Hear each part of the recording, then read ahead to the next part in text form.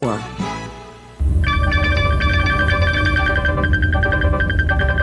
around the world and from CBS News headquarters in New York, this is the CBS Evening News with Bob Schieffer. Good evening. After checking under the hood, the engineers have decided the space shuttle needs an oil change, but otherwise is in good shape, and this afternoon they announced a new launch date to make another try at putting it into orbit. Bruce Hall has our report. NASA engineers cleared the way for another attempt to launch the Space Shuttle Columbia, and officials immediately set liftoff for 7:30 Eastern Time Thursday morning. The decision came after technicians spent 2 full days analyzing both the oil and clogged oil filters in the auxiliary power units, which forced Wednesday's postponement. They found no major problems and now must complete draining, flushing, and replacing the oil and installing new oil filters. Getting to a Thursday launch is a very tight schedule, but one which the mission management team feels can be made. The inspection teams also found that moisture from Wednesday and Thursday's heavy rain soaked through some of the heat protection blankets covering the solid rocket boosters. However, officials say they will be dry before launch time. Another potential problem was averted when only 2 tiles were damaged after a workman's flashlight fell about 100 feet, hitting 2 crucial heat protection tiles on the wing. The long-range weather forecast for Thursday is good, and the date may be lucky for astronauts Joe Engle and Richard Truly, but it will be a special one for Truly. He'll be celebrating his 44th birthday. Bruce Hall, CBS News at the Kennedy Space Center. Hi, Gloria. Whatever became of the 9-to-5 job? With so many people working so late, why isn't more work getting done? At Xerox, our business is helping people get work done, not by working longer, but better, with advanced machines that perform office jobs faster and better, saving businesses millions of dollars in wasted time and effort, to help you keep up with all those other people who work 9 to 5.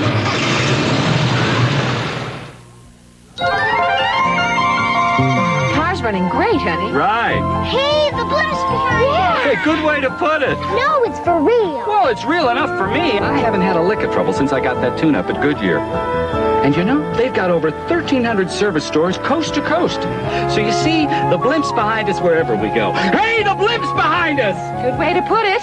The kind of car care you've been looking for.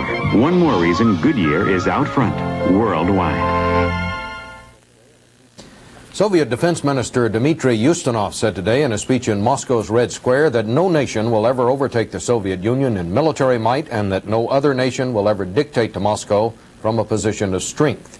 Ustinov was speaking at a military parade commemorating the 64th anniversary of the Bolshevik Revolution. More from Don McNeil. It's a tradition for Western military attachés to look for new weapons in this parade. Today they saw none, but they did see a banner protesting against the aggressive policies of the Reagan administration. Not everybody came to the parade. 3 Scandinavian countries, led by Sweden, stayed away, all of them angry about the Soviet submarine which went aground in that country last week. Also, the boycott by at least a dozen NATO and West European countries protesting the Russian invasion of Afghanistan continued again this year. Ironically, all the hardware that symbolizes Soviet military power on this day is in direct contrast to the peace offensive in Western Europe that this country has been waging for several weeks. Its purpose is to encourage even more opposition to the placement of American nuclear missiles in Western Europe as a counterforce to the Russian SS-20 missile. And the main target is West Germany. The peace offensive is really advanced work leading up to Chairman Brezhnev's much-publicized visit to that country on November 22nd. There is a second tradition for Westerners watching this parade, to catch a glimpse of the Soviet leaders and try to assess the pecking order and the health of those in the front line. The average age of the men there up on top of the Lenin Mausoleum is 71 years, and the leader, Leonid Brezhnev, has a pacemaker, arterial sclerosis, slurring speech, and a faltering gait. So the traditional question on diplomatic tongues here today is not who will succeed, but when. How long can Brezhnev go on? Although the consensus here is that he looked rather feeble today, and at the gala celebration last night, Brezhnev's office has announced that he will extend his visit to Bonn by 2 days, spending a total of 4 days in the West German capital. And that's a measure of how important the new peace offensive is for the Russians. Don McNeil, CBS News, Moscow. The American NATO commander, General Bernard Rogers, said today that he thinks any exchange of tactical nuclear weapons in Europe would quickly escalate into all-out nuclear war. He also implied he was somewhat irked by Secretary of State Haig's statement that NATO might consider firing a nuclear warning shot in Europe in the event of a conventional Soviet invasion. Defense Secretary Weinberger had already said that no such policy exists. Rogers said today, "It does not make much sense to me to tell the other side what we might do." Elements of America's military rapid deployment force moved out today to take part in an exercise called Bright Star in 4 countries in the Middle East and North Africa. The exercise involves units ranging from Green Berets to B-52s. Marty Sender has that story near Fort Stewart, Georgia. 60 members of the Army's 24th Mechanized Division, the armored element of the Rapid Deployment Force, stood for inspection today, wearing their brand new desert camouflage uniforms, clear plastic goggles, and carrying over a gallon of water each. Their tanks, trucks, and support vehicles had moved out of Fort Stewart, Georgia 2 weeks ago for loading on board a cargo ship. And by tomorrow, the men will link up with their machines in the Egyptian port city of Alexandria. 4 nations, Egypt, Somalia, Sudan, and Oman, will participate in the Bright Star 82 exercise. B-52s based in North Dakota will fly non-stop to conduct bombing missions over the Egyptian desert in support of joint U.S. and Egyptian airborne exercises, while U.S. Marines will stage amphibious landings on the beaches of Oman near the mouth of the Persian Gulf. Smaller operations will also be staged in the Sudan and Somalia. In all, some 6,000 American military personnel will take part, the largest exercise of its kind, and one that was in the planning stages months before the assassination of Anwar Sadat. The men and women of the 24th Division seemed ready and eager. I think it'll be good training for us. I'm looking forward to it. I think it'll be a good experience. I like it. I want to go. Other American units will be moving out to the Mideast during the coming week, and all of them are expected back within a month. Last year's exercise taught American troop commanders valuable lessons about desert warfare, tactics, and equipment maintenance. This year, the hope is that they will not only learn more about fighting in the Mideast, but the soldiers of friendly Arab nations will learn cooperative battle tactics from the Americans. Marty Sender, CBS News, Hunter Army Airfield, Georgia. As you grow older, nature depletes your skin's reservoir of vital fluids. This precious drop helps replenish that reservoir with mysterious fluids similar to those younger skin has so much of. Oil of Olay. See it penetrate, softening dryness, and feel it provide the moist climate that restores your younger, more lustrous look. Discover the secret of Oil of Olay. It can help you look younger too. I refinished this beautiful piece all by myself, and I can't even change a light bulb. A pro wanted $300 to refinish this. I did it myself for $15. Formby's furniture refinisher can make a believer out of you because it works unlike anything you've ever seen. It dissolves old varnish lacquer shellac without stripping, sanding, or scraping. With my furniture refinisher, it's a pleasure to create a treasure. Homer Formby. No one knows wood as good. Look for special values on Formby's complete refinishing and care kit.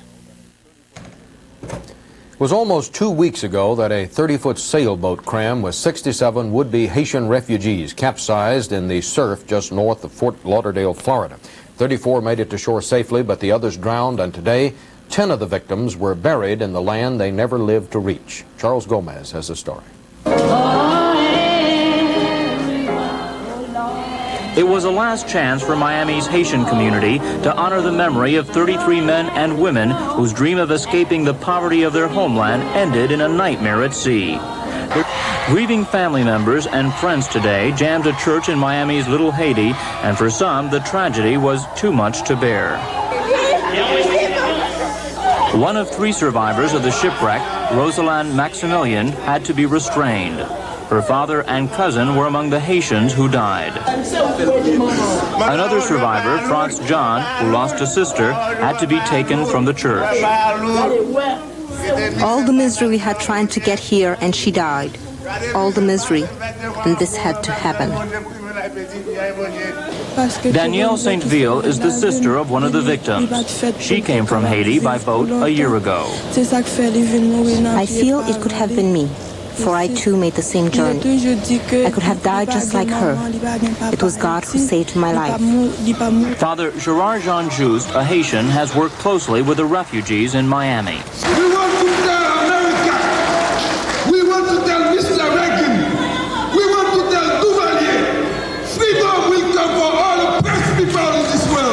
Besides relatives and friends, many members of Miami's black community, which helped collect money for funeral expenses, attended the service.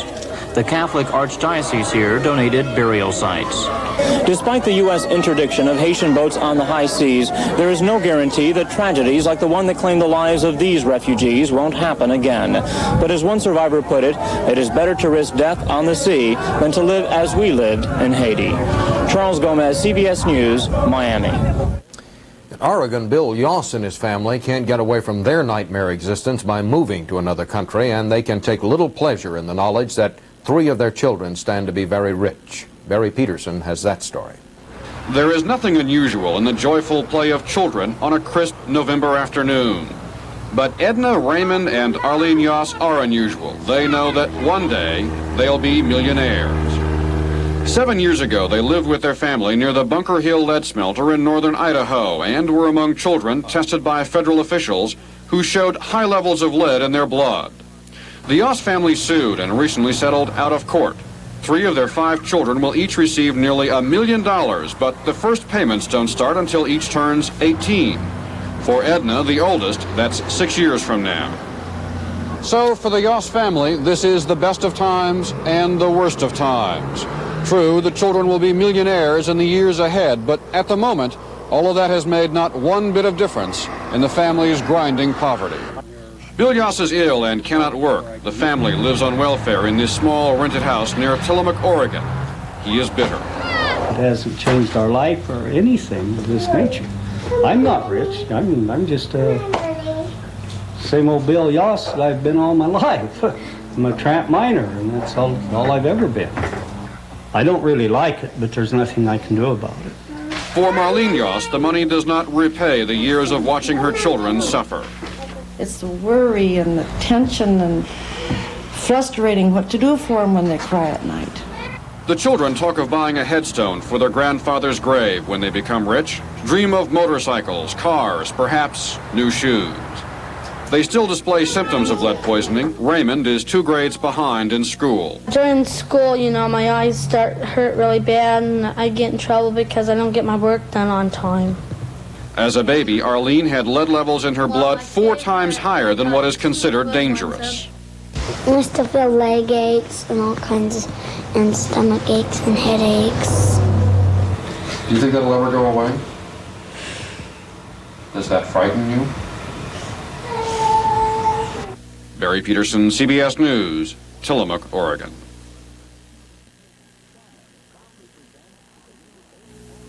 Canon proudly presents the new AE1 program. For the pro photographer, it's even more advanced. And for pro quarterback Joe Theismann, it's even simpler to use. Hey, Dad! So now, more than ever, Canon makes it easy to shoot like a pro. This new Canon is super. No matter how tough the shot, the new program mode automatically sets the camera for the best possible photo. The new AE1 program, so advanced, it's simple, and more of both. The United States Postal Service handles 300 million pieces of mail a day. Well, that's their job. But that doesn't mean you have to put your important business letter into that pile. Now you have an alternative. Introducing the Federal Express Overnight Letter. It costs only $9.50 when you drop it off, and it gets delivered practically any place in the country overnight. Absolutely, positively.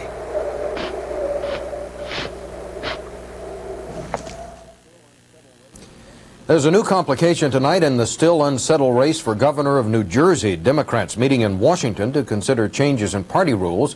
Today, charged Republicans seriously violated voting rules while the polls were open in New Jersey. Lee Thornton reports. The Democratic National Committee today charged that a group calling itself the National Ballot Security Task Force is a front for the Republican National Committee.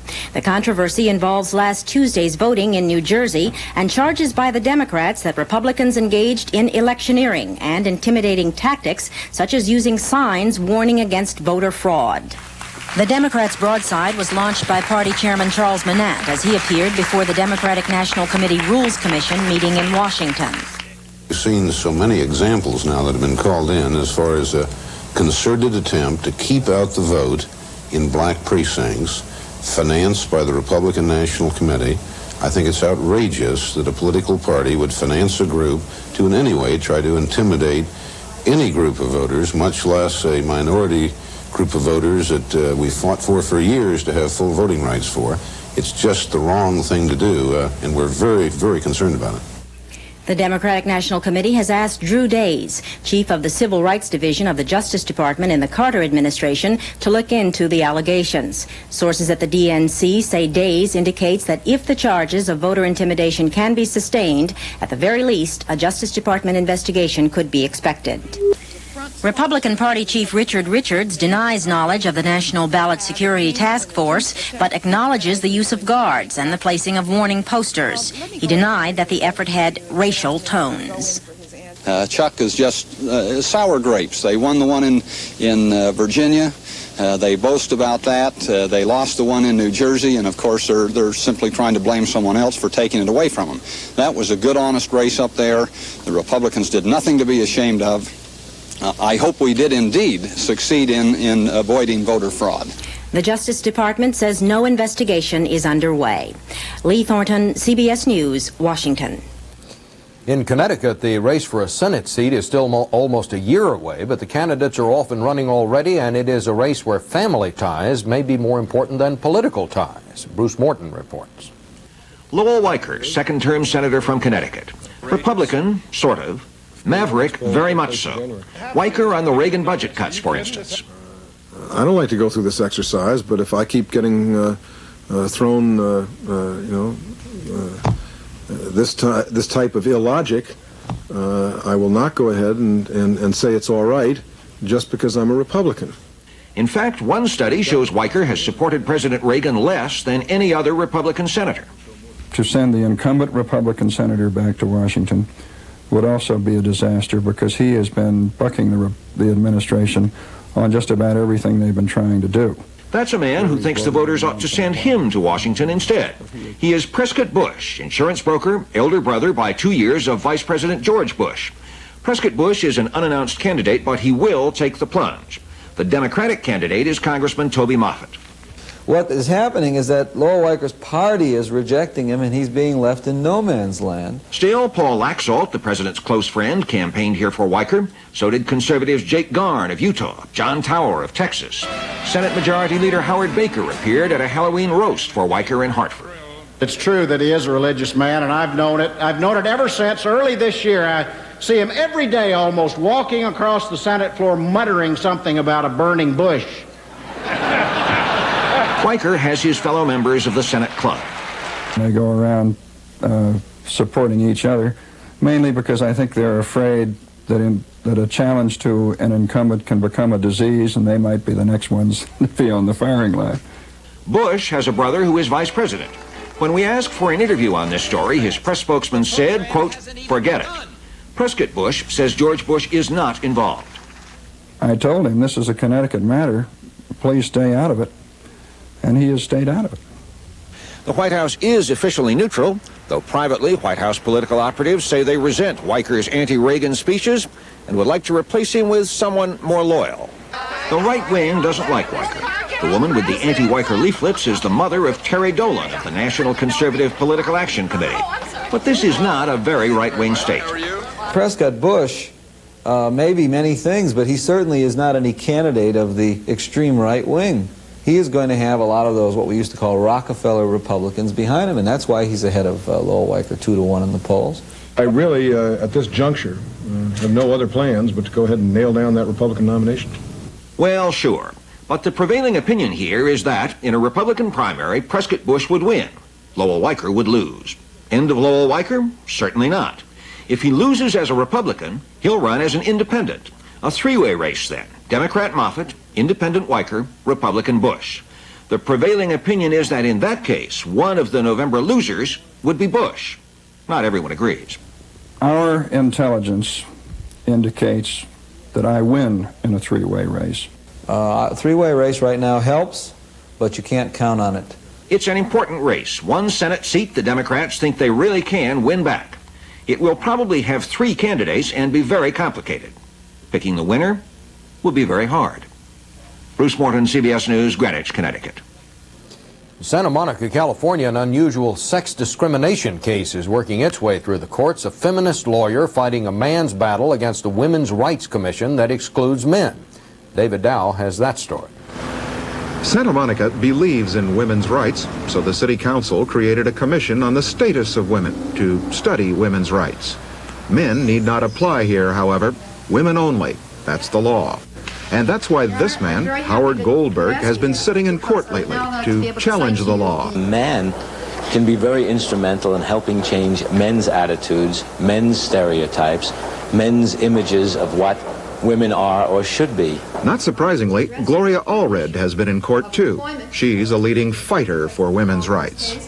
We believe there are earth-shaking consequences because a fundamental right is involved, the right to employment. But wait a minute, that's Gloria Allred fighting for Howard Goldberg's right to serve on a women's rights commission, fighting the exclusion of men.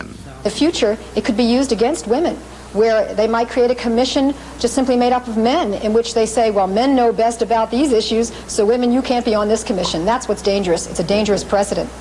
This proceeding was an appeal. Judge Lawrence Rittenband had already ruled once against the plaintiff, saying in effect that anti-discrimination laws just don't fit some situations.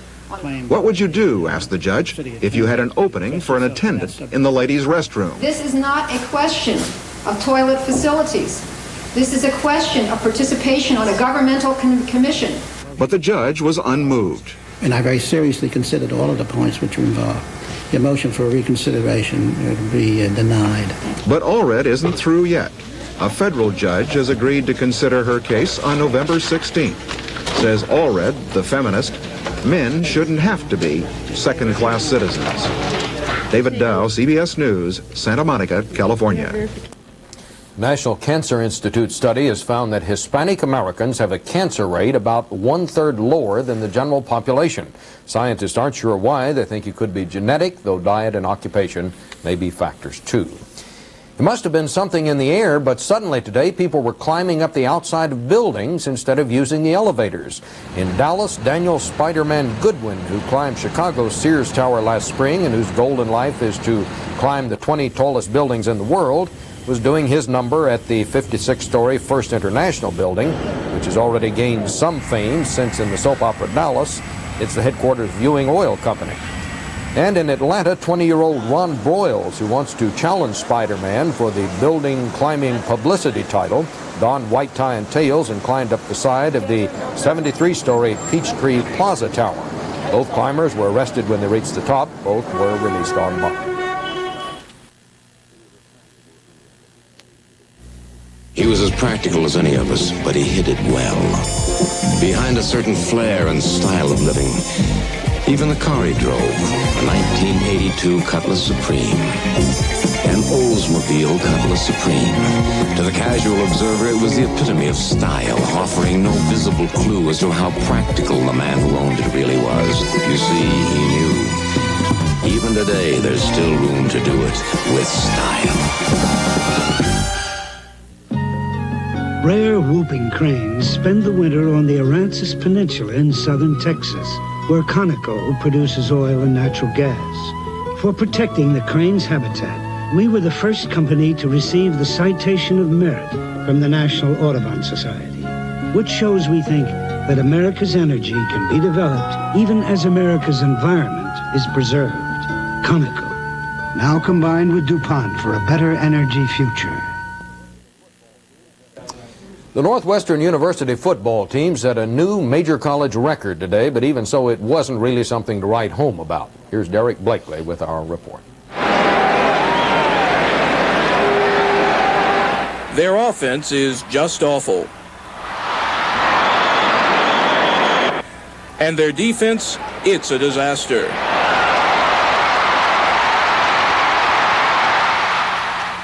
Their nickname is the Wildcats, but for 28 consecutive games, the Northwestern University football team has played more like a collection of kittens. They just infuriate me. I've seen better football played in sandlots. They're really bad. They're terrible. Last weekend, Northwestern tied a major college record, losing its 28th game in a row, a 52-0 whitewash by the University of Wisconsin. And today, against Michigan State, they took the field anxious to avoid a new record for futility. I think our players now understand that there is no one to pity us, and there is nowhere to turn, that when we hit that football field, that we're going against a Big Ten team or a big-time team, and we need to give it all effort from the start to the finish. But ironically, after 3 seasons of losing in relative obscurity, the chance to set a record has placed Northwestern in the national media spotlight, the kind of attention usually reserved for winners. I think the team's kind of tired of all the recognition. I think everybody hates the fact that, you know, we're getting a lot of attention for something negative. But Northwestern's cheerleaders capitalized on all that attention this week, passing out buttons and balloons in downtown Chicago. The slogan, "Stop State at 28," though all did not agree with that sentiment. It would make it nice to lose every single game, you know? Consistency? Consistency. Indeed, as the only private school in the powerful Big Ten Conference, Northwestern has never been a consistent football power. But it hasn't always been a patsy either. The 1948 team went to the Rose Bowl and won. All-Americans Patty Driscoll, Otto Graham, and Mike Adamle played here, and Ara Parseghian coached here, with some success before his Notre Dame fame. But the school's high academic standards made it tough to land top players, and the administration failed to make a financial commitment to sports. Northwestern felt that losing programs somehow enhanced the academic reputation of the university. I think in retrospect, that was a poor decision. Yet today, as a better-than-anticipated crowd gathered under sunny autumn skies, there was a feeling of hope that some way, somehow, a miracle might rescue the Wildcats. But Michigan State scored early and often en route to an easy 61-14 victory. And for the downtrodden Northwestern players, the price of a piece of football history was the pain of still another defeat. Derek Blakely, CBS News, Evanston, Illinois. That's the news. I'm Bob Schieffer, CBS News, New York. Good night. On mornings like these, I can't let minor arthritis pain or its stiffness stop me. So I turn to the warming power of Bengay. Bengay warming power works fast. I rub in Bengay and feel that good old warming power deep, right where it hurts, breaking up pain and its stiffness for hours of relief. No wonder Bengay's America's #1 selling arthritis rub. It's got warming power. When arthritis pain grips you, break the grip of pain with Bengay. It's been said that when Mozart is performed before an audience of chickens, an interesting thing happens. Productivity increases. That's fine for hen houses. Now what can be done for offices? Xerox can help with advanced machines that perform office jobs faster and better, saving businesses millions of dollars in wasted time and effort. As for hen houses, they're doing fine without our help.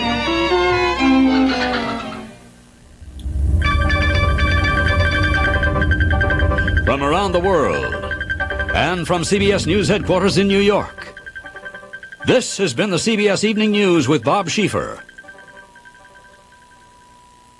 Tomorrow...